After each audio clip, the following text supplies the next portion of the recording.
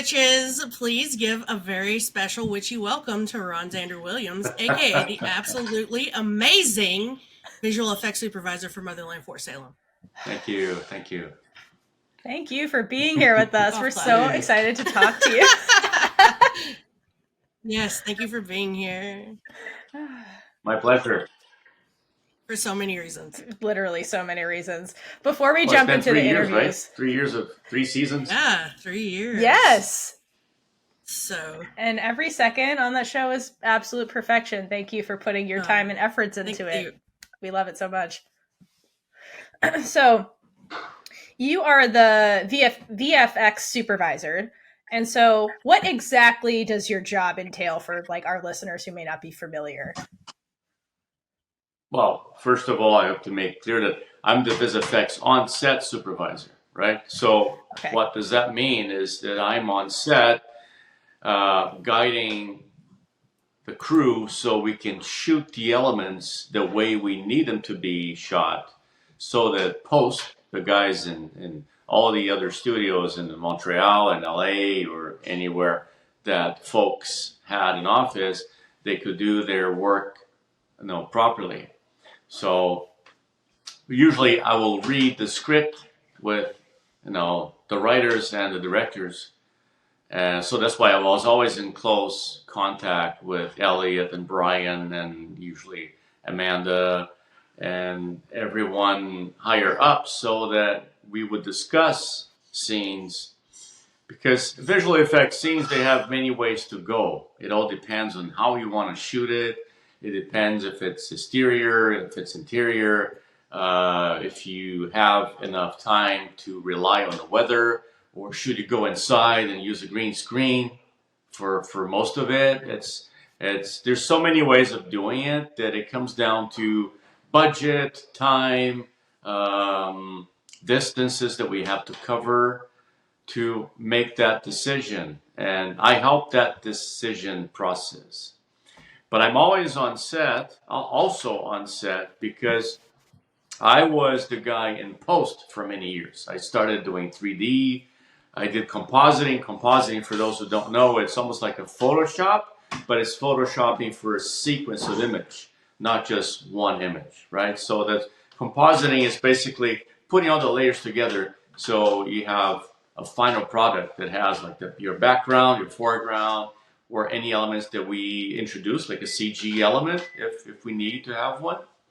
So I also guide the actors so that their behavior helps us in post. For example, when the girls were working their scourges, we obviously cannot have a full scourge being swung everywhere and hitting people.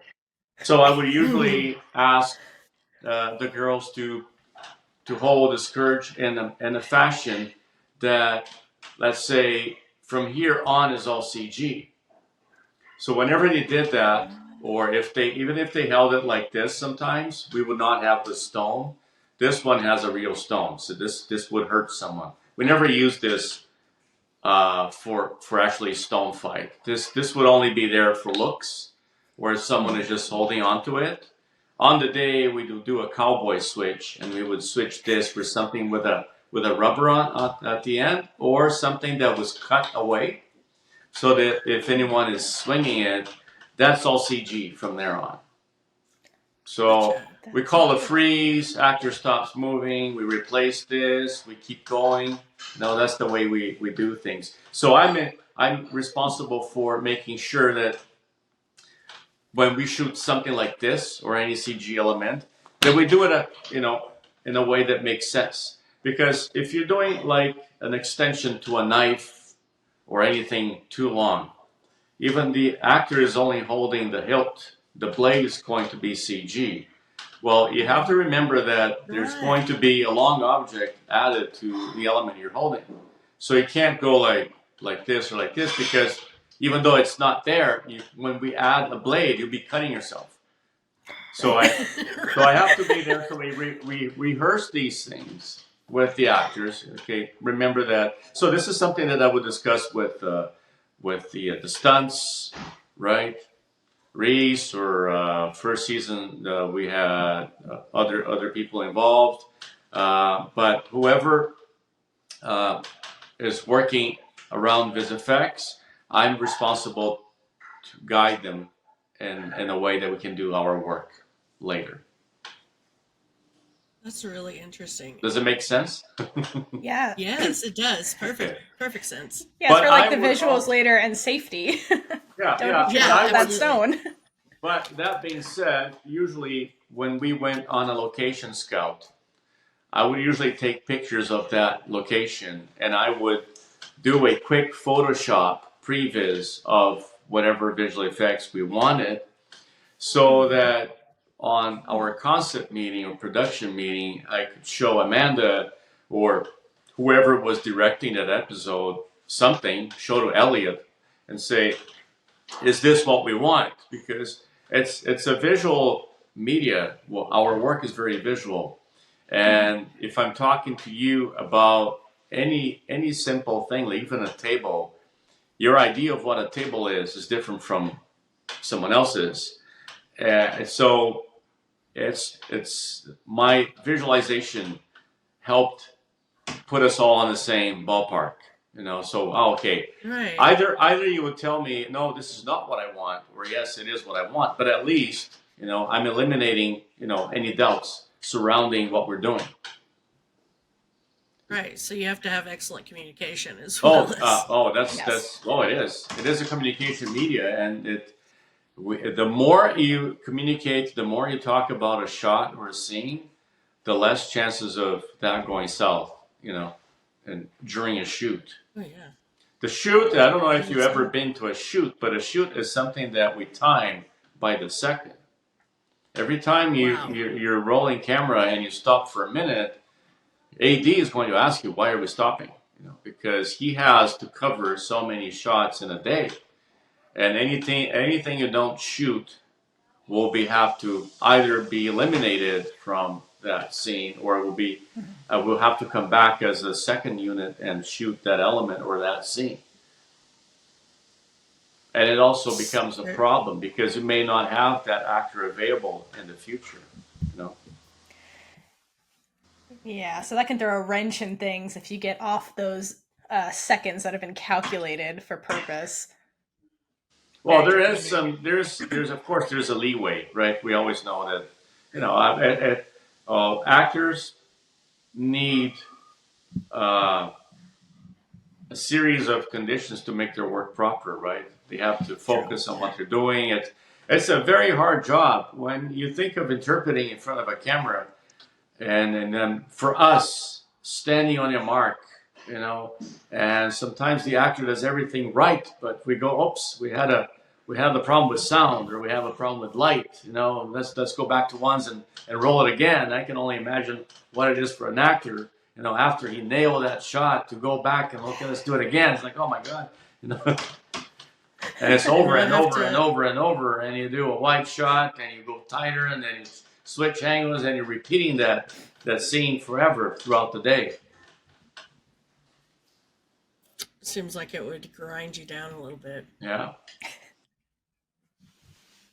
Yeah.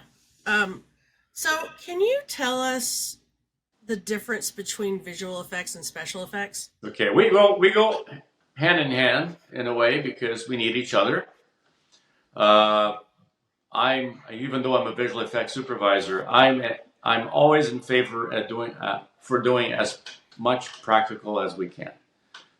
I try to do special effects as most possible. I'd like to do visual effects when it's something that you cannot do practically. Can't do it practically, or doing it practically would be so expensive that you might as well go visual. That being said, visual effects is mostly everything you do on a computer, and special effects is when you do something practical. But Gotcha. many times we shoot practical elements to be added in post. So for example, you have an explosion and you want to explode a car in a place that you obviously will not get a permit to explode that vehicle in, Central Park in New York or anywhere else. Yes. So what you'll do you will do what we call a plate being like a establishing shot where that hero shot is going to happen. And you would put the car, let's say the car is exploding, you would put the pre-explosion car in place, do all your walk and talk, all the dialogues before that happens. We'll cut, remove the car that's not damaged, replace it for an exploded vehicle or totally destroyed, keep the scene rolling, put some smoke, put some debris on the ground.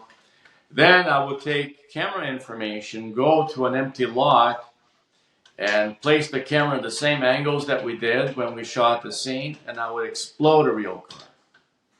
And I would use the plate that I shot as my background, and for that I would use the computer to put the explosion that we shot in the same angles on that location that we want the explosion to be.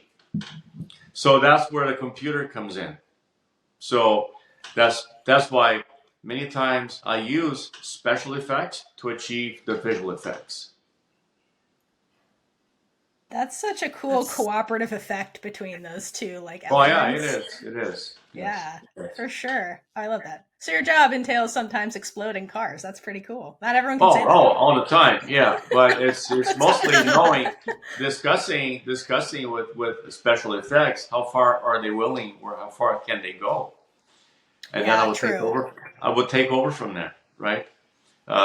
We don't really have to explode cars anymore. We can do the explosions CG-wise, and they look pretty good. But it all depends on the level of interaction that you need with your surroundings.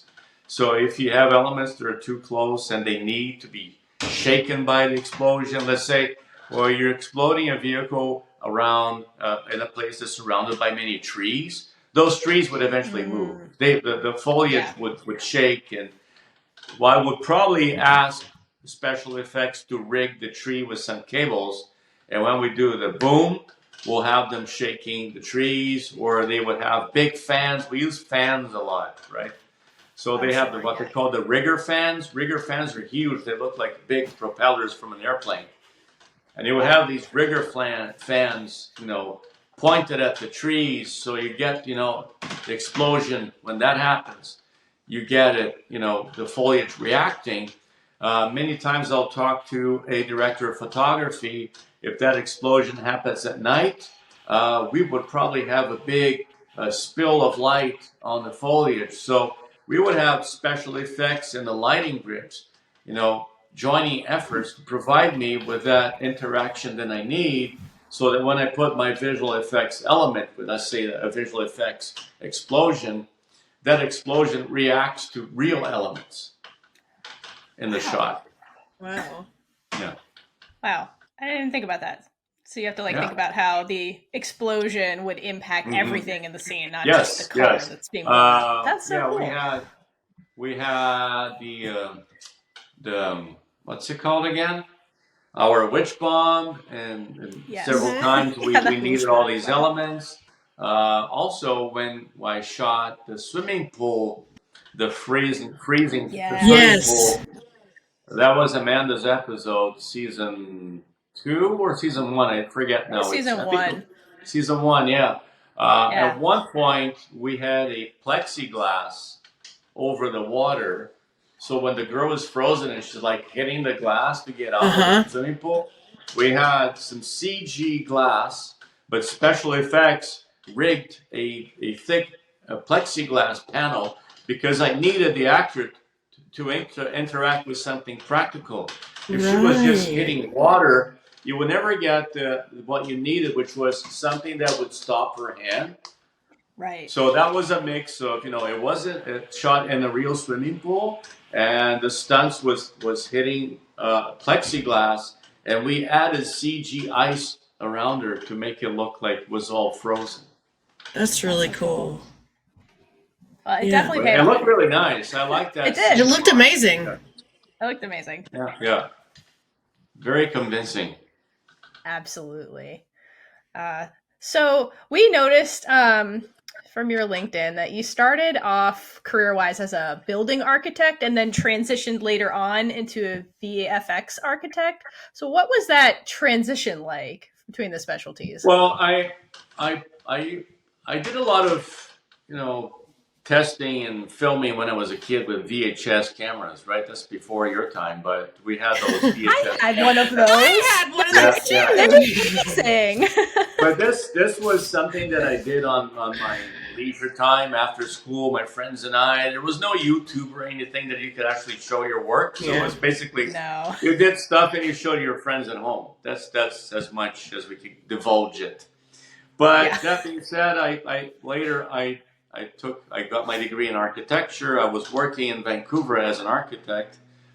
But I got my degree in Brazil because I'm Brazilian. So I studied in Brazil. I got my degree there, and I moved to Canada because I have family in Canada. So I was always visiting, you know, Canada every 2-3 years.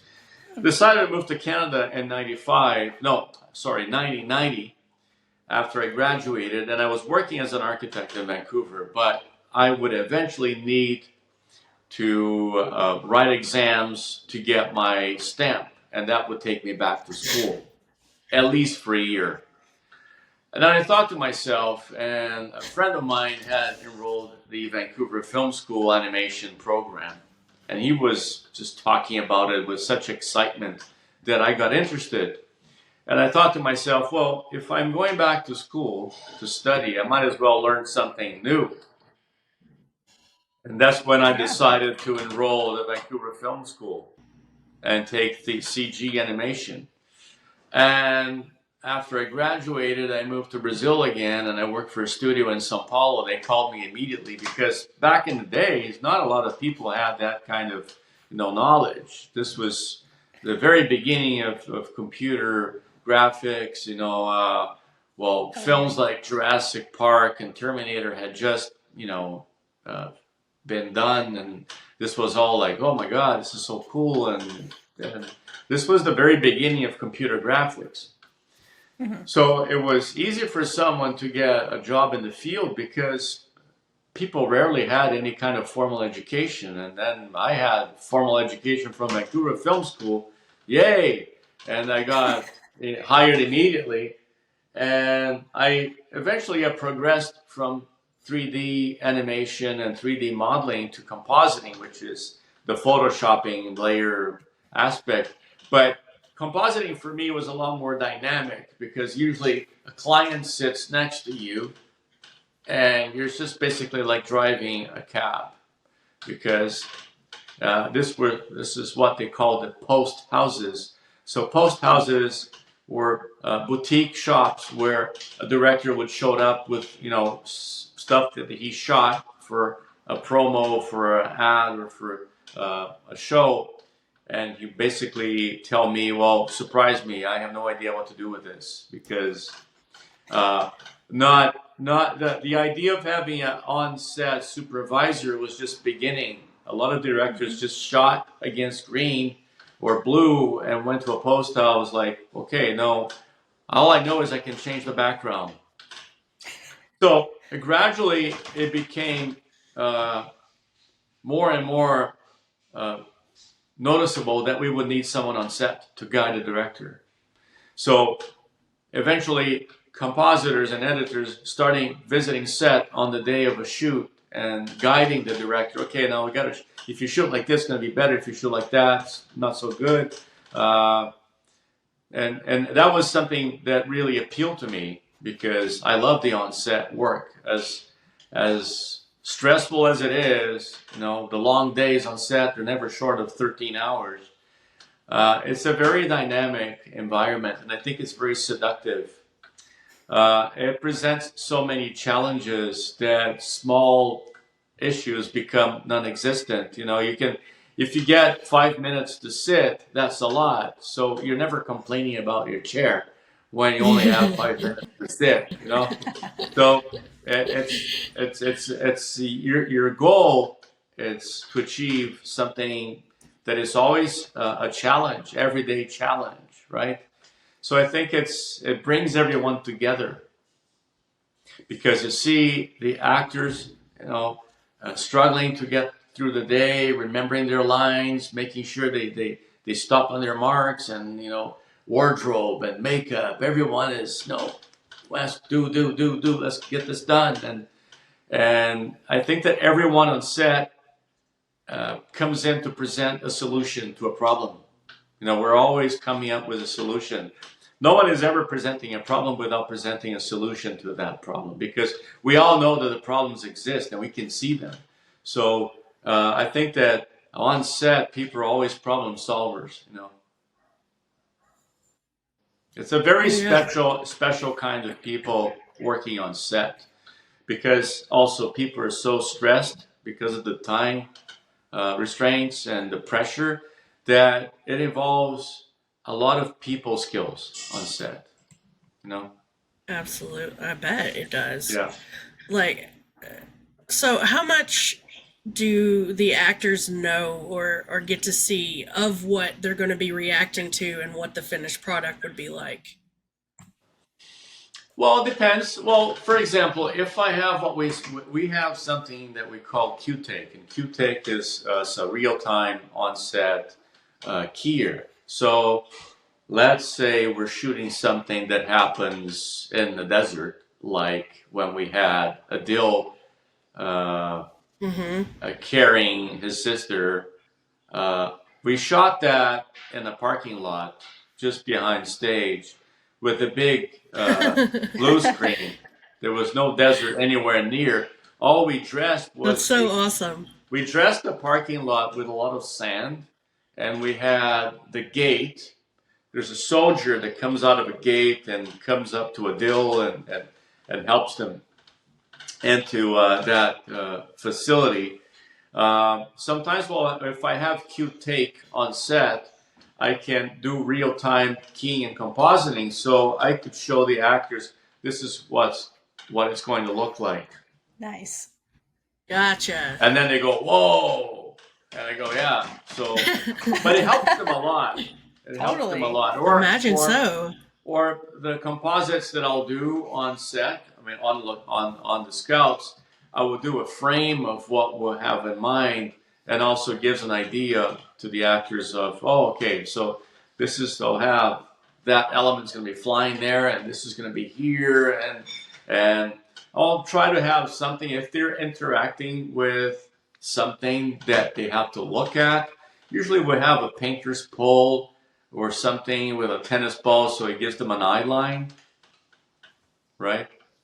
Yeah. Yeah, that makes sense. So I'm responsible for getting the actors, that kind of feedback. What's going to happen, what it's going to look like. But of course, I try not to interfere with the director's work, because, if you have too many people talking or directing an actor, that could be confusing. So usually I only step in when it's something very specific about visual effects. Fair enough. Yeah. So, speaking of Motherland specific visual effects, there's a scene in season 2 with Lynn's character, Sarah Alder, where she basically turns into what we have deemed Groot, where she kind of looks like a bit of a tree when she's going into the mycelium. And we're wondering, what was were you involved with that, and what was the inspiration behind the way they kind of dressed her up like that? No, that inspiration it's all Elliot's idea. Elliot is the creator of the show, so all these, the looks are always on Elliot. We can suggest a few things, but in that case, it's more about Elliot deciding, what he wants as a look. Mm-hmm. Gotcha. I would have more of a say in terms of explosions and things that have to interact a little bit more, stunt-wise, because then I would offer Elliot or Amanda or Shannon or whoever was directing an episode, I would offer them pass, is this the way you want to go? But it all comes down to Elliot or Amanda or someone deciding what they really want, Mm-hmm. Right That on. makes sense. Yeah, My, so that's my creative process is more in the way to make things happen on set. Not so much how I want them to look. Of course, sometimes I will do a pre-visit of something and they will like it so much that Elliot will say, oh, I want to do exactly what you just suggested, you know? right. Totally. Yeah. No, that makes sense. There's a few things that I Right. can think of, but I can't comment on them yet because they haven't been aired. So. Oh, Now he's teasing us. yes. You have all the secrets. Speaking of season 3, in episode 2, there's a scene where Raelle sinks underground into the mycelium. What was that process like to make it look like she was sinking into the ground? Okay. Remind me of what that shot again. That's season 3. It's season 3, episode 2. They're camping out in the woods, My God, yes, Raelle gets sucked into the mycelium. Oh my God, yes, sure, yeah. Well, but that was something that Elliot had to rewrite, right? That was not originally a plan. Right. We shot that outside and we shot that on stage as well. Now, repeat the question you had for me again. Oh, I said, what was the process like to make it look like Raelle was sinking into the ground? Oh, okay. So we shot a tent on location and everything that before she sank, we had on location. We had one shot of the hand as she's like the final stages of the hand going into the ground.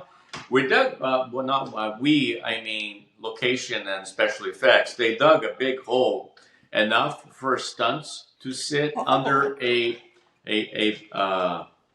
riser, but the riser was actually at ground level. We put some dirt and the flooring for a tent ripped open, and the stunt had her hand just going into the ground.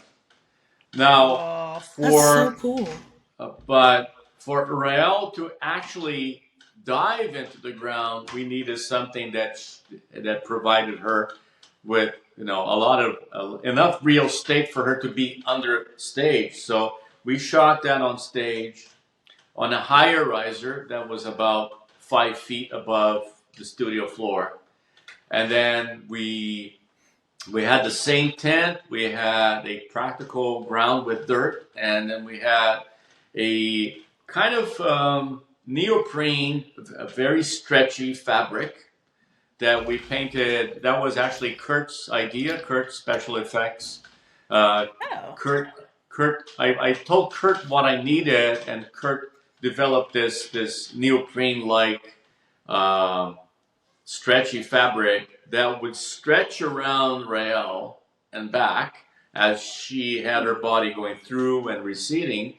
So we stepped her into the tent, and she did all, I'm leaving, I'm going away. Like, okay, where are you going? And then you would see her from her shoulder, neck, face, and arm, like this much out of that neoprene and being sucked into the ground. Wow. That's so interesting. I'll probably have that on my demo reel sometime because you should definitely.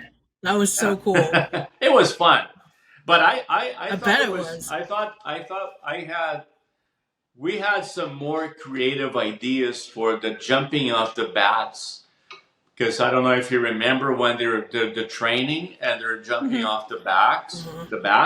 Yeah. For me, we had some really creative ideas in terms of how to have them hanging from cables and pretend they're flying. We had one of season 1 when they first jumped out of a bat. We actually rigged very tall fabric that went all the way to the studio ceiling. So the stunts actually dropped by like 30 to 40 feet. Wow. On the line, and we had the camera down looking up, and then we had the camera up looking down on a techno crane, and the fabric was all white. That was John Joffin's DOP idea. He conceived that tunnel, very long tunnel, all the way to the studio floor, where we drop That's the really cool. stunts. Then for the actual flying, when they're flying and you're closer, we had something that was like a torso support, that the actors could be supported by their torso, and their legs and arms were free, and that was kind of those bulls, that the bull things that they have at rodeos, where you put a person, a mechanic bull. Think of a Mechanical bull, mechanic bull. Yes. Think of a Yeah. mechanic bull, but without the sitting thing, but just Okay. something to Okay. support you. So we had that mechanic bull moving around like this. So camera was hinging around the actor on the blue screen while they were supported by their torso, and legs and arms were free. So we rebuilt this CG because that's where we had something that we had to remove. But that was looking at them from above and looked really, really good. It really looks like they're skydiving. It does. It does. Yeah. It really Great. does. Yeah, I love that. I love it too. So we were looking through your reel of amazingness. Thank you for putting that out there so we could see it. Thank And, you. and we noticed that from your time when you worked on Shadowhunter, there's this scene where like it looks like the actors are walking outside, but they're actually like in a studio instead. And so is it normal for like exterior shots like that, or are they usually on location, or does it depend? Well, more and more we're trying to do it indoors. You know, especially if you're shooting in a place like, Toronto doesn't rain as much, but Vancouver rains a lot. So it's so many times that we had continuity issues. If you know that it's a scene that will require a few days outside, the more days you have outside, the riskier it is that one of these days will be raining. And it's usually a director's and a producer's, choice. I will tell them, they will usually ask me, first thing that Tracy would ask me is, like, can we do it inside? Of course, because the idea is if I tell them this is something that we can easily do inside, we'll go for inside because, well, you don't have to move crew around, you're not relying on the weather, that is not weather dependent, and you just control it a lot more. But that works to a point where you don't sacrifice, the shot. If the shot requires a lot of real estate to happen, let's say it's someone in the stadium or someone running around, there's so much you can do on stage before the lighting on the stage limits you, because you cannot mimic a hard sun daylight throughout a very large area on stage, because there's so many spotlights you can put before you notice that your shadows are moving. It's perspective. And when you're outside in the sun, there's no perspective for the shadows. They're all parallel always, right? Because the sun is so far and it's such a big source of light that you never get that parallax between the shadows. So that's why sometimes when you see interior shots like 300, the movie, it looks like it's overcast all the time. Because that's a limitation you have for creating hard light and stage. Now, excuse me, we're shooting a lot with AR walls nowadays, right? That's Unreal. So if you look at Mandalorian, all these shows, they have what we call an AR wall. So it's artificial reality, and usually runs on what the software called Unreal. That's a game engine. So they have this big screen, an LED screen. It's huge. You could fit like several trucks inside the stage with that LED lights. So the LED lights project your background. So instead of using a blue screen or a green screen, you're actually using a set. The disadvantage of using a system like that in terms of time is that you have to pre-produce all Right. that imagery Right. ahead of time. And once you produce that imagery, you know, by filming or creating in CG, you're married to that. You cannot change it. Right. If you say, "Oh, I don't like the set," you know, let's change it. Well, that's going to be really expensive.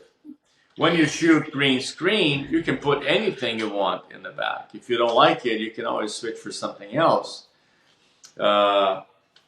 The disadvantage is when you use green screen, you don't get all the reflections and the light spills on the actors.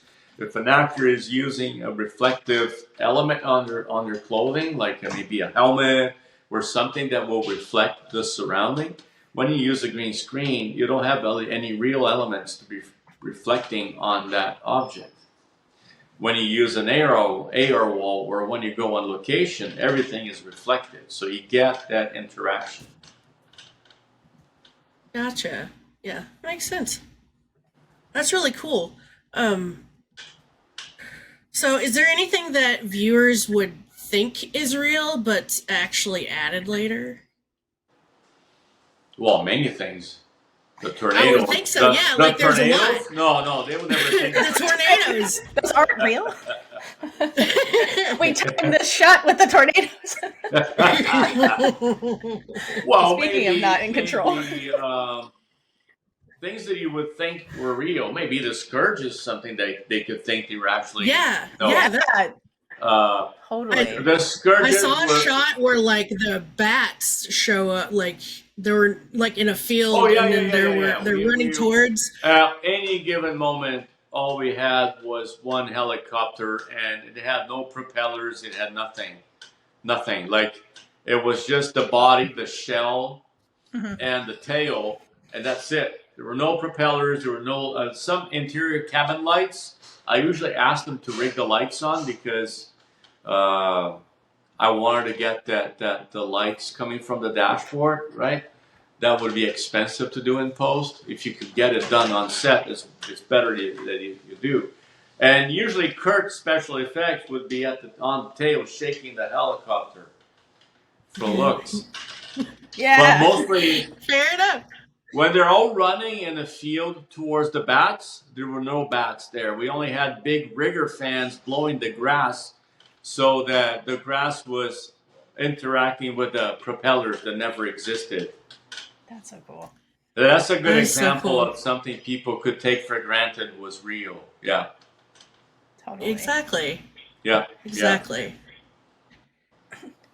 So, Bree has accidentally acquired a green screen suit for Scylla for season 3, and we're wondering if you happen to know like what that was used for, and like why would an actor in general need a green screen suit like for them? Oh, we never had to use. Let me think here. A green screen suit. We never had anyone wearing a green screen suit. The only time it would Really? No, I don't remember using a green screen suit for any shots. Maybe I'm forgetting here, but I don't recall. We may have had one, but usually if you have someone on a green screen suit, it'll be a stunts. Huh. I'm trying to remember Yeah. if we ever had that. Do you have any info It was on that? it was part of the everything that got sold off from set, and Yeah. it just has like it just has Scylla in the on a tag inside of the top, because it's a top and a bottom, and then there's a tag that's with it that says property of Motherland, whatever, blah blah blah, and just like has like a note from like costuming or something. I don't recall ever using a green screen suit. That's on interesting.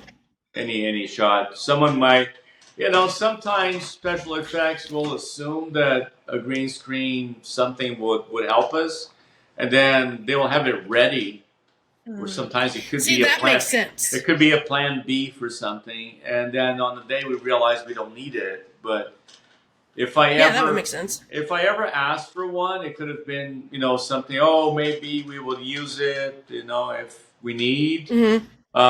An example: if it wasn't green, if it was blue suit, I would say it was used for a dill would make sense. A dill invisible, walking around the point. Right. That's a scenario where eventually you would need someone wearing a blue suit so you can key behind moving foliage and eliminate that person from the shot and still get the foliage reacting to a person.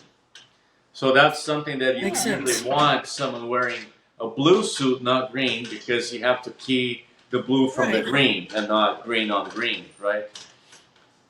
Right. But I never used anything like that, and I can't remember why we would have one ordered. That's interesting. Well, who knows? Honestly, I think that was something that special effects or wardrobe assumed we would need, but we never actually used. And there you have it. Probably. Yeah, especially because I would never have an actor wearing that.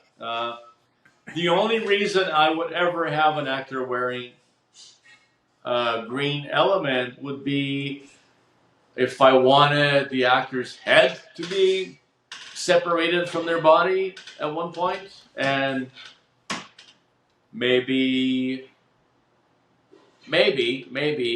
for Penelope at the end of season 2, if we had Penelope like just her head above a creature when she transformed into that witch plague, multi-tentacle, that would be also a shot where I would probably have her wearing a blue suit or a green suit so I could separate her head and hair from the rest of her body.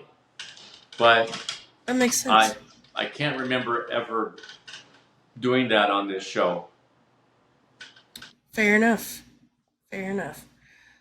What do you think was the hardest scene or type of scene to film for Motherland visual effects wise? You got me there. Hardest scene. Challenging scenes that I can think of. Well, the bats. The flying. I would think that special effects, well, not visual effects, but special effects wise, probably the landing of the girls when they landed from their salva jump. That was probably hard for special effects. Now, for me, oh my God, I can't think of something that would have been like extremely difficult off the bat. Swimming pool was not easy because the swimming pool was challenging because people had to freeze. We did not use a system that we call time freeze because time freeze is a very expensive system where you have hundreds of cameras shooting at the same time along a path. So that was used for the Matrix, for example, right? So we did what we call the poor man's time freeze, which is actually asking for actors to stop.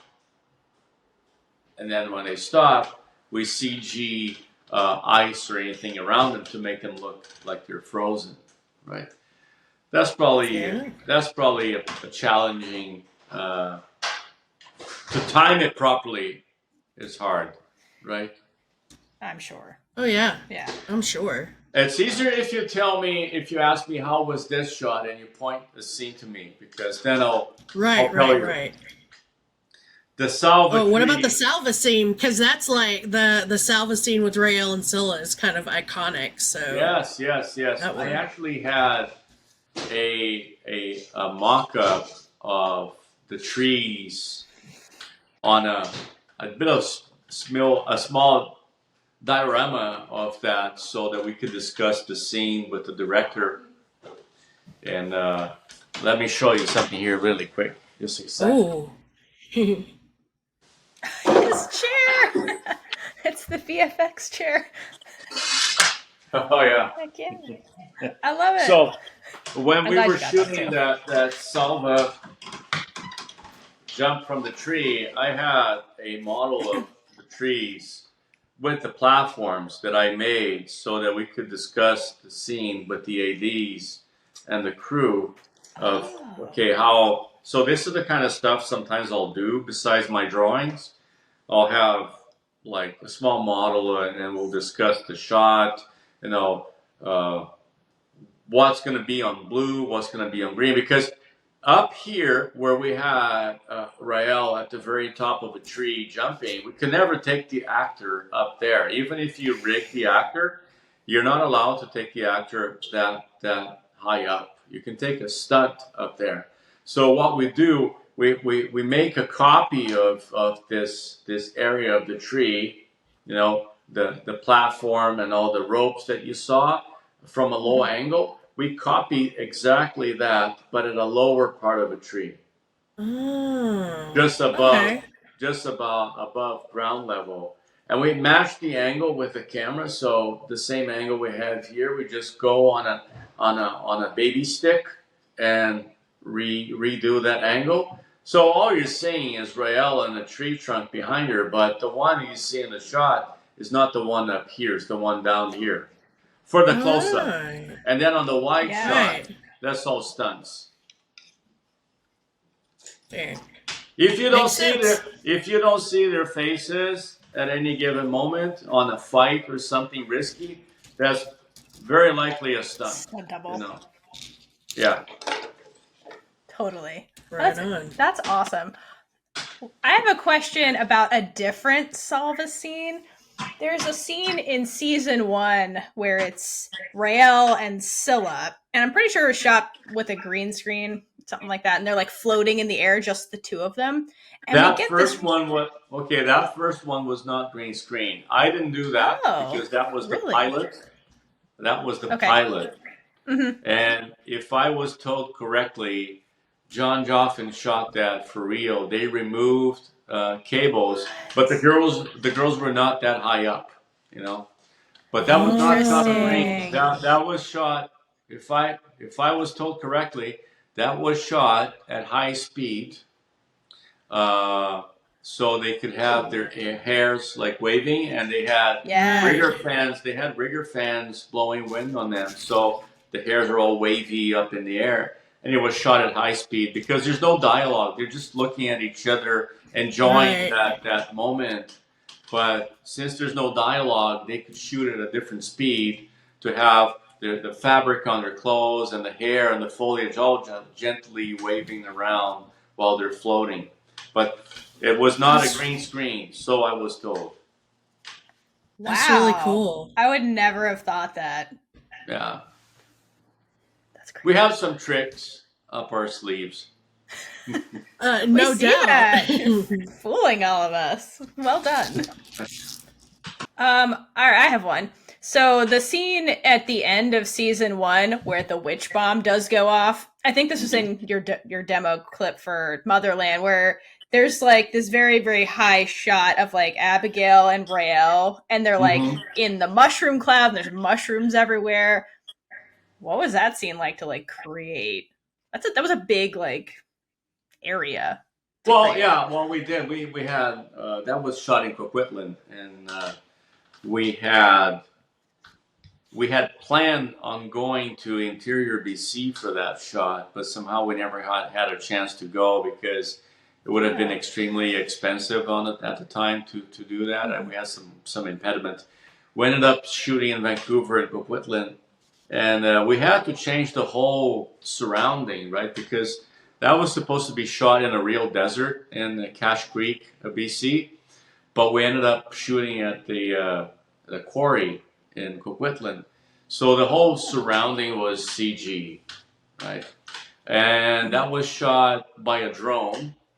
The helicopter, when we marry what we're seeing from over the shoulder of the girls in the back, looking at Raelle and on the ground, that was shot on stage.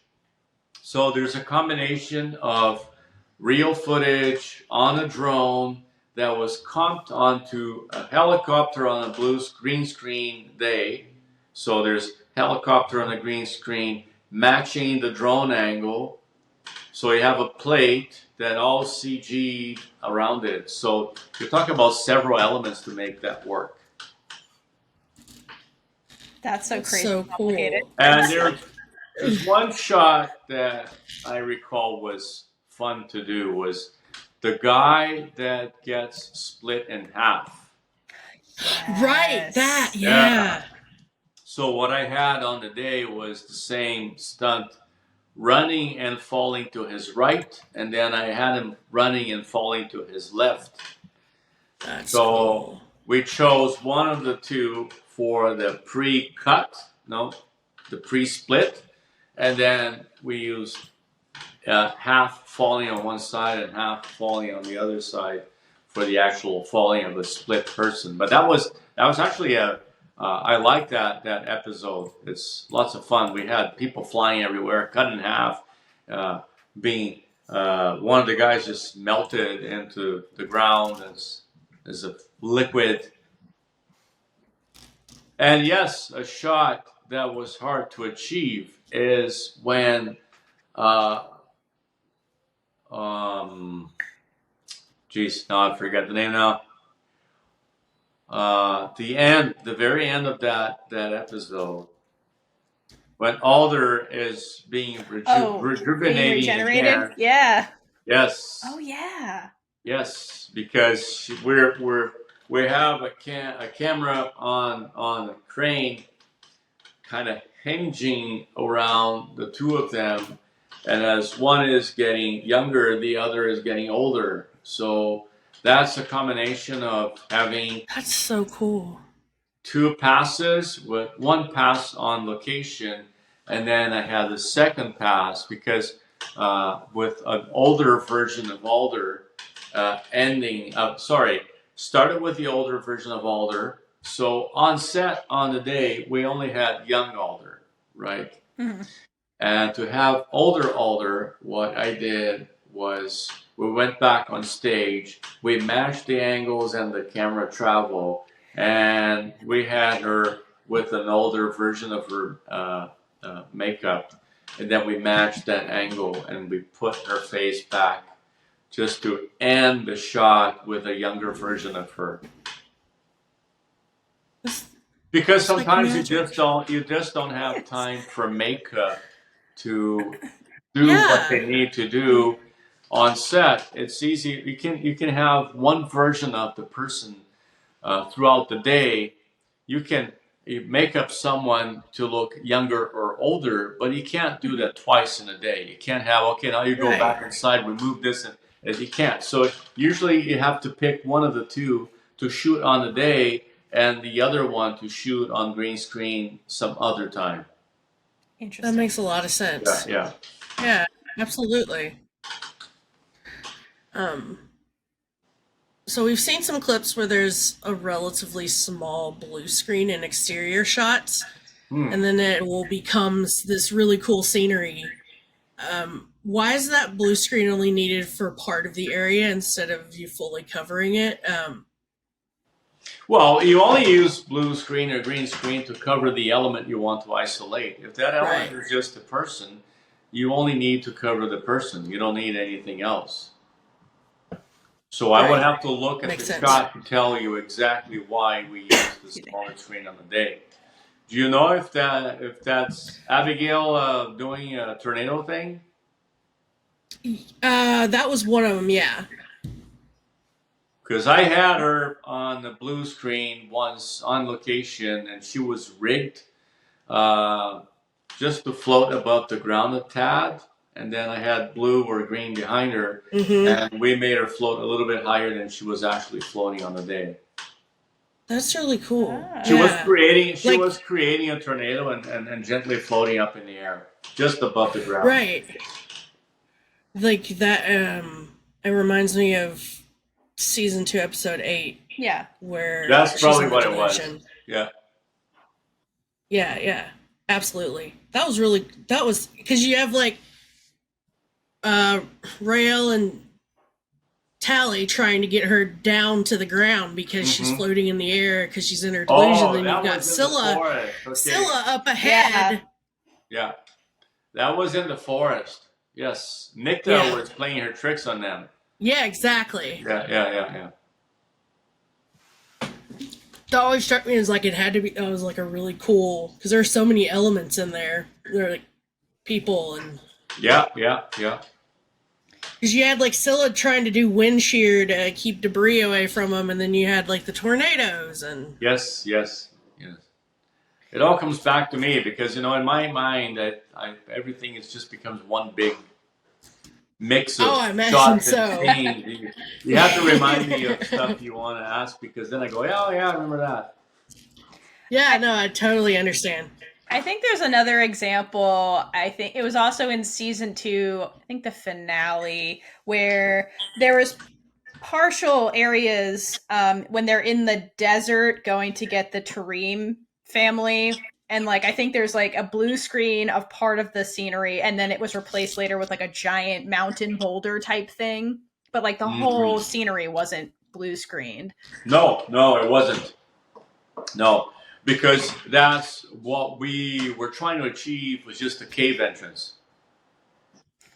So I needed something to key them, create that separation so I could put a cave. There's no cave entrance ever. We never had a cave entrance. Or there's also times when we had a blue screen to create the mycelium, the necrolab entrance, because the necrolab entrance was something that we never built. It was all CG. So the necrolab, what I asked the grips to build was a box with a corner so that the girls could walk around it, and then Scylla is coming behind and she looks for the entrance. She can't find it. That's season 1.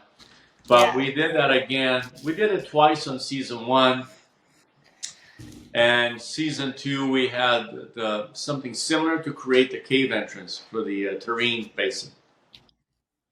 That's really cool. That's so cool. Yeah, I saw that in the reel, and I was like, "That's the Necro Lab." Yeah. It was an illusion. It was all an illusion. Yeah. I love it. All right, so we have one final thing we want to ask you about, or hope you'd explain for us. So we noticed behind you have a couple of really cool props from Motherland, and we're hoping you do like a show and tell to explain to our audience what they are. Well, super cool. the poster behind me, I think we all know, that's from when they were conscripting girls, and that's your call, right? And the doll, this is from season 1 when we had that fort, and they had a whole bunch of dolls sitting on a table for sale. Yeah, if I'm not wrong. Yeah, you're right. This is one of the first things that I looked for when they were selling Fort Salem items. Well, first I told them I wanted a scourge, so I got a few scourges, not just these 2. I've got a whole bunch of scourges. An arsenal of so if cool. they ever have a season 4, they'll have to get back from us a whole bunch of items.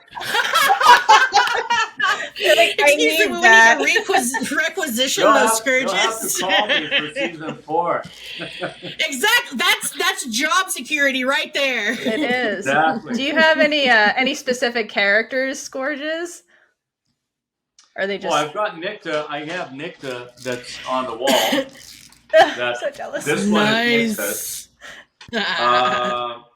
I may have something, Abigail maybe, upstairs. I'm not sure which one was this. I know that the show kept Alders. I know that Alders was not sold, and I understand why. Yeah, iconic. But you showed us something earlier that was really cool. I've got some salva too, but I haven't tried to see if I can really pull it on. Oh! Well, let us know if you ever do try it. Please don't jump off of anything. I would have had some fun with it. Oh, that's so cool though. So it's like the did you get the container and the little stars? Yeah, I have that. That's awesome. Yeah. That's a cool. That's prop. really cool.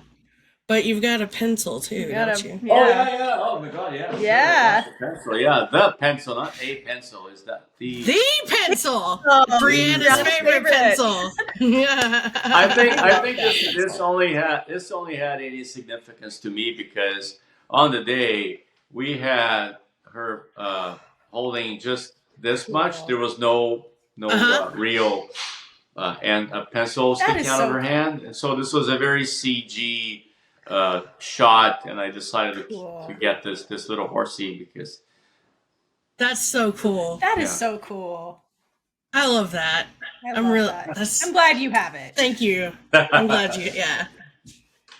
For sure. Oh, thank you so Well, much. thank you so much for showing us and giving us information Oh, thank on you for having your me. time on That Motherland. was a pleasure. I feel Oh, honored. Yeah, course. absolutely. Yeah. And let me Alright. know when this airs. I would like to watch other people's stories too.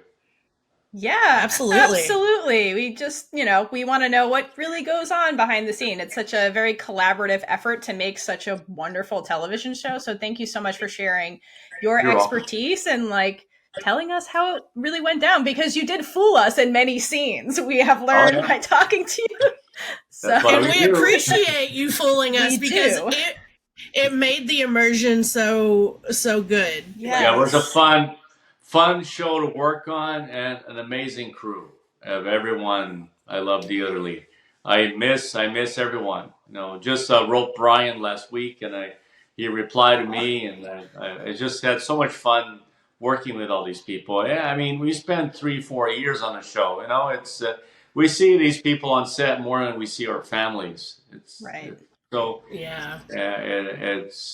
that's what I like about my work is that sense of family that we get from people on set. Well, And hopefully we'll get a season 4 and you can get back in there. Yes. Oh, I would love to. Would love to. And then you have to give your scourges back.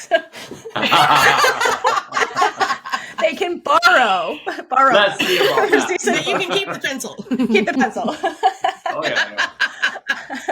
Well, thank you All so right. much. All right. Thank you so Thank much. you, Ron. Thank you. Have a good rest of your Okay. day. Bye bye. Bye. And with that, we've been Big Witch Energy. If you like this episode, check out all of our other episodes right here on YouTube. Please like, comment below, and subscribe for more amazing content. Hydrate for Lesbian Jesus.